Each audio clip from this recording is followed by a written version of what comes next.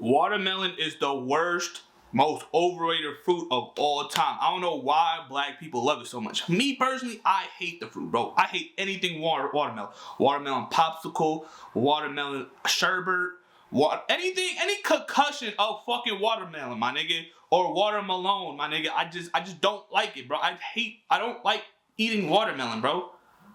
Watermelon low-key to me is nasty. I hate watermelon Jolly Ranchers even, bro. I prefer eating grape and sour apple Jolly Ranchers over fucking watermelon fucking Jolly Ranchers. Unless watermelon is mixed up in some concoction of a smoothie that I'm about to consume, I'm not eating no fucking watermelon, bro.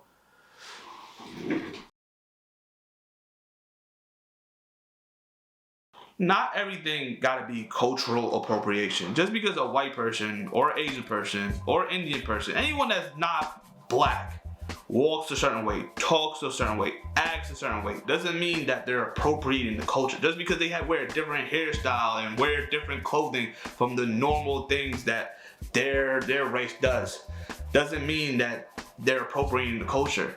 Which leads me to also thinking that, like, it's such an ignorant way to just associate all black people of just being ghetto and talking with a broken English and walking with, like, they're, you know what I mean, walking a certain way and acting ignorant and wild and belligerent. It's such an ignorant way of thinking and just grouping every single black person like that, bro. Like, I'm not trying to come off as a Hotep, Dr. Umar Johnson ass nigga. You're the biggest and strongest of everybody on the list, so I'm gonna have to sentence you for 10,000 lashes for conduct unbecoming a black man and saying that no black woman can make you happy. 10,000 lashes for Snow Bunny Shannon Sharp. Who else we got on this list? Not every, you understand? You're gonna come across some black people that walks and talks like Carlton, and you're gonna come across some black people that's like fucking Kodak Black, bro. It is what it is at the end of the fucking day. And just because a white person might act like Kodak Black, like a fucking, I don't know, a BLP culture, I don't even know if y'all niggas know that nigga, doesn't mean that person is appropriating the culture. Now, you know what I mean? Like, a perfect example is Chet Hanks, right? For example, right? Chet Hanks, a couple years ago, was on his Jamaican tip, right? Speaking in patois, acting like he was from Jamaica, all that type of stuff. Big up the whole island, massive. It's your boy Chetana, coming straight from the Golden Globes, you want saying? Me father Tom Hanks presenting in a what soon forward come. Big up, tune in. Right? And to white people and black people too that was born in America, they saw this and was like, oh my lord, Chet Hanks is appropriating Jamaican culture. He's doing this and that. He's degrading the, you know what I mean, how Jamaicans speak and think and all that type of stuff. Where me as a Jamaican and my parents who are Jamaicans, we all laughed to it. In fact, Jamaicans bigged up Chet Hanks for talking the way he talked and doing the things he did. Cause Jamaicans viewed it somewhat as Chet Hanks bigging up, you know what I mean, their culture and, you know, bringing more notoriety to Jamaicans, even though Jamaicans been lit since the 90s, my nigga. Still, nonetheless, they found what Chet Hanks was doing was harmless fun, which it was, bro. Chet Hanks wasn't harming none of us. You understand? And certain situations like that isn't cultural appropriation, right? But here's an example where it is cultural appropriation, where you got people like Miley Cyrus, Post Malone, Leo Cohen. Whereas with Miley Cyrus, right, in order to change her image from this Hannah Montana Disney princess to all right, she's an actual adult and let's respect her and listen to her as like she is an adult, she had to go the hip hop route. She had to fucking twerk on Robin Thicke and smoke weed and fucking be in hip hop music videos, dressed the way she dressed with fucking a Jordan dress. A Jordan jersey dress, my nigga, and some Jordans on, my dude. Plus, that whole banger album was executive produced by a hip hop producer, which his name was Mike Will Made It. Just for her to turn around and be like, hey, I don't really mess with that hip hop stuff. Or Post Malone to go from wearing braids and grills in his first album and his songs was nothing but hip hop to now fucking country, my nigga. You understand? And turn his back against hip hop culture as a whole. Or even Leo Cohen, who benefits and profits over black struggle or hip hop artist struggles, and if they die or overdose, he reaps in all the benefits, all the sales that boost up. Because you know when a rapper dies, it's like the biggest promotion of all time. You know what I'm saying? Any musician died is the biggest promotion of all time, right? And Leo Cohen has done nothing of return to give back to the black culture. To me, that's not only a culture appropriation, but that's culture vulture. You understand? An unpopular opinion that I have is that not everything is culture appropriation. Shit, there's some things that we appropriate from other people's culture. Like, perfect example, bro. We tattoo either like Mandarin or Muslim fucking teachings and all that stuff on our body, having no clue what that shit means. Women, I swear, bro, light-skinned women love putting the rising sun on their back with red ink, not knowing what that derives from, bro. That derives from a dark time in Japan before World War II, bro. And they have no clue, and they tattoo on their body like it's cute when it actually means something so terrible in Japan culture that they try to forget ever since World War II happened, bro. So we do it, so we appropriate culture as well too. Not everybody is appropriating our culture, bro. We don't own a hairstyle. We don't own the way we talk, the way we act. Like none of that we own, bro. Which leads me to, bro, not every fucking black person gotta be fucking ghetto or act ghetto. Bro, I hate the fact there be motherfuckers who was born in mansions, born with a silver spoon in their mouth, born in the suburbs, born in the cul-de-sac, but pretends to be hard, pretends to be gangster, just because their favorite rapper, or just because, you know what I mean, somebody from their school, or someone from the neighborhood that moved from a rough area ended up going to their school or living in their neighborhood. So they're the epitome of what black culture is supposed to be, and they look at you and frown upon you like, hey, look, you're not black because you don't act and walk and talk like someone like Kodak Black, which only influenced suburban people who are good motherfucking kids to go the route that some of these people go through, bro. Like even though I was born in Brooklyn, I was born in East Flatbush, lived in Canarsie for the first 6 years of my life, and then moved to Long Island. I lived most of my life in Long Island. Even though I moved back to Brooklyn as recently as 3 years ago, still I lived most of my childhood in Long Island, bro. I am the suburban kid, man. And yes, there was times when I was younger trying to find the identity of myself, and maybe I would try to act tough and act like, you know what I mean, like I was a part of that life, like I was thug life. But in actuality, bro, I'm the biggest pussy of all time. Now, mind you, you know what I mean, I know how to defend myself. I've been in a few altercations where not only just the average black person, but just the average person in America, period, point blank, wouldn't go through. But at the same time, I could still sit here and claim, no matter what shit I went through, getting robbed, being in certain sticky situations, I am still a pussy, bro. I just want that to be fucking known, bro.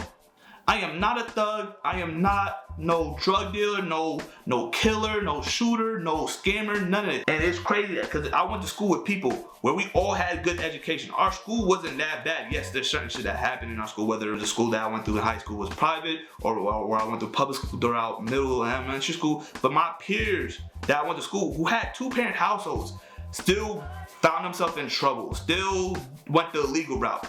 You know what I mean? Sometimes because, you know what I mean, they try to prove something on social media and they just want that fast life. They want the money and the income and the success now rather than later. And I feel like, as an unpopular opinion that I have about just being black, is that not everybody gotta be a thug. Not every black person gotta be a thug and this hard stone killer and this roughneck type of nigga that, like, you know what I mean, that's just mad every day and just talks a certain way and acts a certain way and just, you know what I mean, just causing terror and mayhem, bro.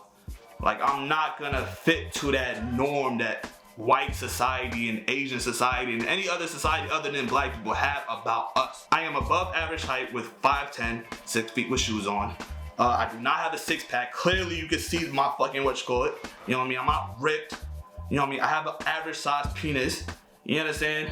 Or not average size, an average size penis in Jamaica, not in America. America, that's just like 5 inches. My shit is not 5 inches. But yeah, bro, I don't fit that typical black male status, bro. I just don't. I don't fit the status quo. Next thing is color people time, man. Fucking, oh man, I hate this one the worst, bro, because me personally, I genuinely feel like whether it's work, a date, somewhere that you, an event, where you plan to be there at a certain time and you show up 10 and 15, 20 minutes later. And you're like, oh, colored people time. It's such an ignorant way of thinking, bro. My dad always told me that if you're early, you're on time. If you're on time, you're late. And that's how I was raised. Now, yes, is there times where I ride to work late or ride to certain events in my job late? Fucking yes. We're all human, we all make mistakes. But I'm not a notorious one, bro. Like, I used to work for my parents growing up, you know what I'm saying? My parents had businesses, so I used to work for them, under them.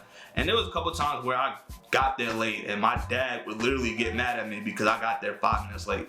You know what I'm saying? I got there, I was on time, and he would always give me that lecture. If you're on time, you're late. You know what I'm saying? I just feel like, bro, like, for us to just be labeled with this colored people time, and for us to accept that, oh, us being tardy is just a colored people time and everybody else should accept it. No, bro, that's just such a fucking lazy way and just a fucking ignorant way of thinking. Now look, if you're going to a party, a club, even meeting, like a social gathering, even meeting up with friends, I somewhat understand that, you know what I mean, especially at a club or a party. My nigga, you don't want to be the first one there, nigga. I don't want to be the first one there. You gotta be fashionably late.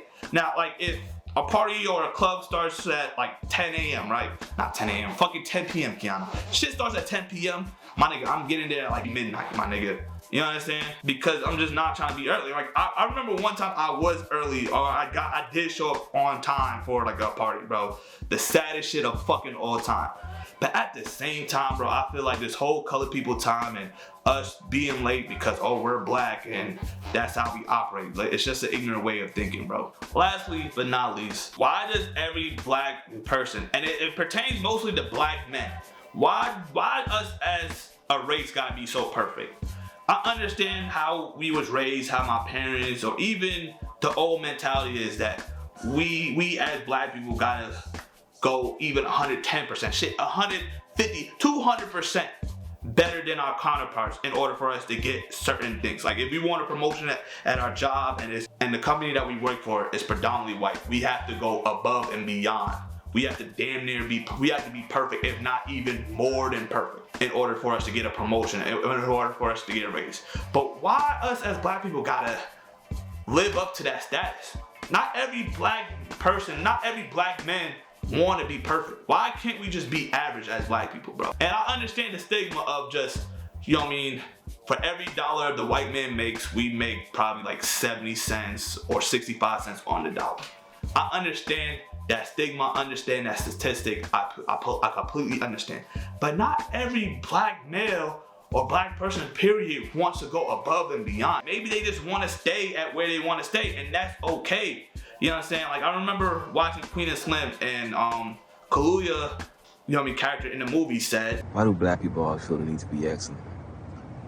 Why can't we just be ourselves? After watching that movie, that quote stuck with me forever, for the rest of my life, because that's how I feel.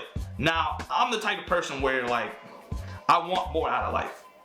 You know what I mean? But there's other black people who don't want more out of life, bro. They're fine at where they're at. Like, I work at a job, I work at a construction company where you can make easily 100, 150K, even 200K. Now, you maybe have to work 80 to even 100 hours sometimes per week to get to that point. But sometimes black person, even black males, are alright with making that wage, and that's totally fine. There's some black men that are alright and okay with making this 75K a year, bro, and that's alright for them to feel, man. And I feel like most, especially black women, want their counterparts to be like, alright, you know, yes, you have your fucking full-time job, but I want you to have a part-time job, and I want you to have businesses, and I want you to do this, I want you to create content, I need other fucking side hustles, we need other incomes to come in order for us to be excellent as black people, for us to be millionaires. Not every black person in America is gonna be a millionaire. I'm sorry, bro. I'm sorry, bro. Not every black person is gonna be a millionaire. And it feels like, you know what I mean, not every black woman, but it feels like on social media wise, mostly the black women on social media, they want that type of dude, and that's not realistic at all, bro. That's far from fucking realistic, man. And like, I remember talking to my white counterparts, and like our place of work was dirty. So I ended up sweeping, mopping, doing all these type of things. And these motherfuckers, these white people, had no clue how to sweep, mop, clean up after themselves, and I'm just sitting back at like baffled, like, yo, what the fuck? But it's just like I was raised different. Like, if me as a black man that doesn't know how to clean after themselves, doesn't know how to fucking cook, doesn't know how to do certain things, then a black woman wouldn't want to be with me. But if, you know what I mean, if a white man doesn't know how to do those things, the white female will look at them, shit, even maybe more attracted to them, which is fucking weird. And then black female will wonder why fucking black men go to fucking white women. Unpopular opinion, not every black man needs to fucking be a millionaire, needs to have these side hustles and get so many fucking incomes out of nowhere just for them to be successful. Maybe them just making 100, 150K shit, maybe even 50,000 is just all right with them. And if you're not fine with that, then it is what it is, bro. It really is what it is.